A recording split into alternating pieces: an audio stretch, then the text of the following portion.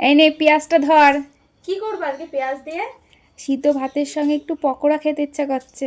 ও, আজকে সিদ্ধ ভাতের সঙ্গে তো পকোড়া খেতে ইচ্ছা করছে, ঠিক আছে। তাহলে তোর ইচ্ছা পূরণের জন্য আমি আজকে পকোড়া বানাবো।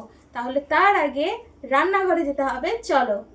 একটা পাত্রের ভেতরে ঝুড়ি ঝুড়ি করে পেঁয়াজ কেটে নিয়েছি, এরপর দেব পুঁইশাক পাতা। তোমরা অনেকেই কমেন্ট করো যে আমরা বাইরের খাবার খুব বেশি খাই, তাই আজকে ভাবলাম পেঁয়াজের পকোড়া যতক্ষণ করছি তাই তার মধ্যে আজকে পুঁইশাকের পাতা দিয়েই করব। পুঁইশাকের পাতা দেওয়ার পর এবার দিয়ে দিলাম কাঁচা লঙ্কা। যেহেতু এটা খুব সাধারণভাবেই করছি তাই বেশি মশলা ইউজ করব না। তার মধ্যে দিয়ে দিলাম খুব কম করে হলুদ গুঁড়ো। এবার দেব পরিমাণ মতো লবণ। তোমাদের স্বাদ অনুসারে তোমরা লবণ ব্যবহার করবে।